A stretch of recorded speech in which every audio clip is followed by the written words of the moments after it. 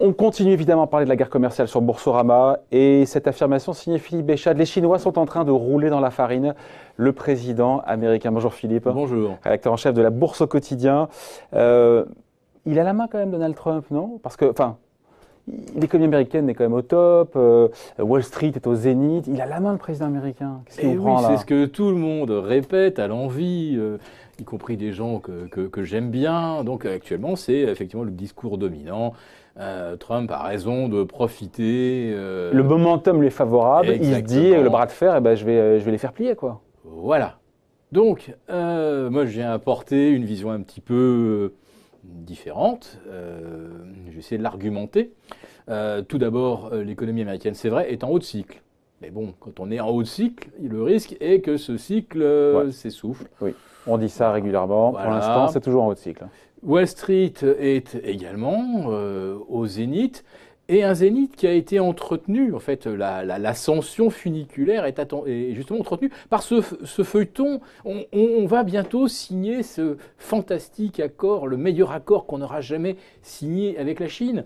Et puis cet accord, il ne vient pas.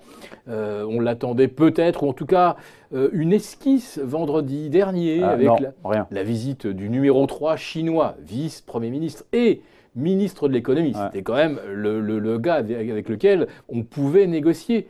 Je crois que les Chinois ne sont pas restés 2 heures dans le lieu où ils se réunissaient avec Lighthizer et Mnuchin. Bref, si on avait voulu vraiment dire les choses franchement et brutalement, les Chinois, ils sont venus probablement expliquer que Trump, qui les menace de sanctions, ou qui les met d'ailleurs en application avant même qu'on se rencontre, c'est pas tolérable.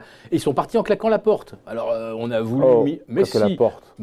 Non, ils ont dit qu'ils vont se revoir, il n'y a pas de représailles, il n'y a pas de riposte de la part de Pékin. Pour l'instant, non. Mais justement, on va en venir à pourquoi Pékin veut rouler dans la farine. Donc, on vient aux États-Unis, on vient à Washington, on reste 2 heures et on se casse. On n'est pas venu là pour discuter, on est absolument d'accord sur rien. Alors après ça, M. Mnuchin dit « Ah, ça a été constructif ». On a simplement décidé qu'on était d'accord sur rien. We agree to disagree, comme disait Voilà, et qu'on se reverra un de ces 4. Alors, c'est parfait. Pour le marché, on peut continuer d'espérer que... oui et non, parce que le marché qui est en baisse, le CAC 40 qui est en baisse. Ce matin, on avait ouvert... alors, je ne veux pas nous enfermer dans un timing.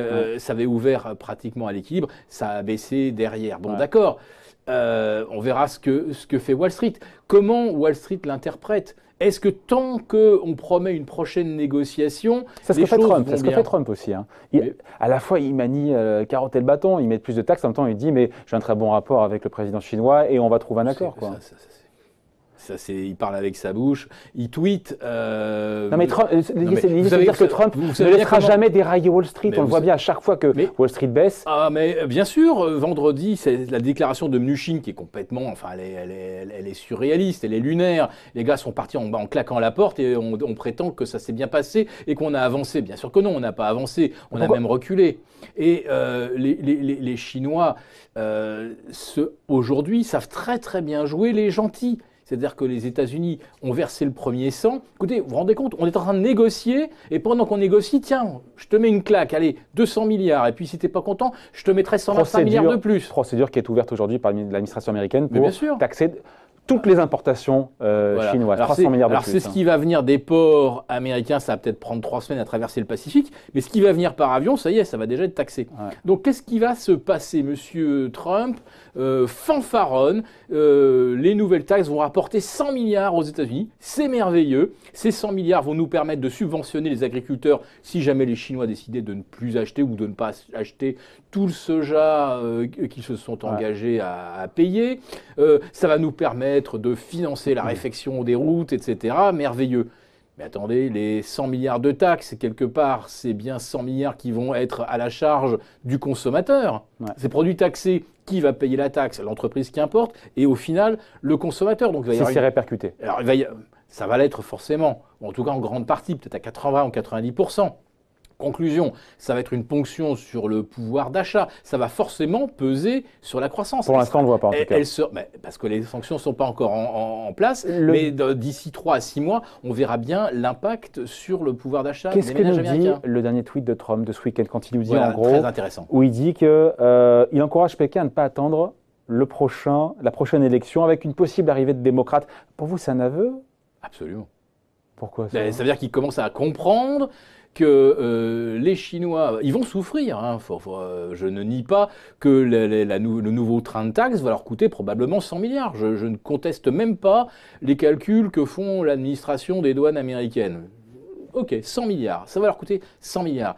Mais 100 milliards pour un pays qui fait 10 000 ou 12 000 milliards aujourd'hui de PIB, c'est quand même quelque chose de relativement supportable. Et surtout quand expliqué par Xi Jinping, qui, c'est un autocrate, on en est d'accord, mais il a encore le soutien, un grand soutien du peuple. Et s'il explique que la façon de négocier des Américains est absolument intolérable, enfin là, c'est quand même, ils se prennent une baffe, et Trump leur dit, tendez l'autre joue, parce que... je vous explique que moi, à la tête de mes États-Unis, avec mes 3% de croissance et avec mon Wall Street au zénith, je suis beaucoup plus fort que vous. Mais ils rigolent, les Chinois, parce que la bourse en Chine, c'est la banque centrale qui la contrôle. Si ça coûte 100 milliards à la Chine, les surtaxes américaines, les Chinois peuvent imprimer 100 milliards de yuan, beaucoup plus que 100 milliards, mais peuvent imprimer l'équivalent en yuan de ce que leur coûtent les taxes américaines. Et si le pouvoir chinois dit il faut tenir encore jusqu'en novembre 2020, jusqu'à ce que cette espèce de guignol ait quitté le pouvoir... Ou soit réélu.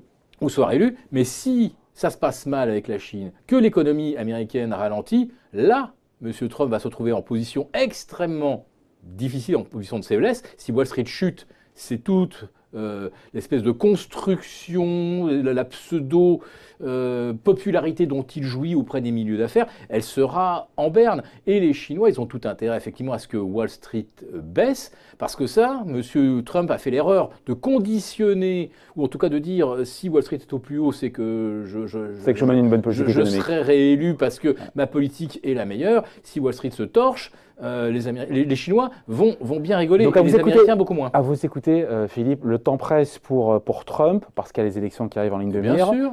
Alors que les Chinois ont le temps, c'est ça en fait, c'est cette dichotomie. Il n'a aucune échéance électorale à court terme. Il ne verra pas les gens manifester dans la rue si ça se passe mal. Au contraire, plus ça va se passer mal en Chine parce que le commerce mondial est plus compliqué, plus il expliquera que c'est de la faute aux Américains et plus il expliquera que justement, pour faire en sorte que ça change, il faut que M. Trump soit battu. Donc il faut tenir jusqu'en novembre. Pour faire baisser Wall Street, pour que l'économie américaine atterrisse. Voilà, faire le gros dos, supporter ça, ne pas jouer aux méchants, parce qu'évidemment, si les Chinois se mettaient à riposter immédiatement aux sanctions américaines, ils apparaîtraient comme les méchants. Donc le pari de Pékin, c'est que Trump n'est pas réélu. Enfin, c'est un pari qui est fragile quand même. Le pari, c'est que les Chinois ont tout leur temps et que M. Trump doit obtenir un accord probablement bien avant les élections.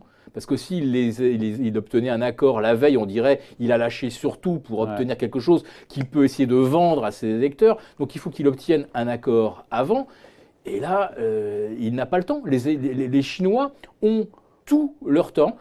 En quoi est-ce que les Chinois sont en train de rouler Trump dans la farine, que je comprenne bien? Eh bien là, jusqu'à présent, ils ont joué le jeu.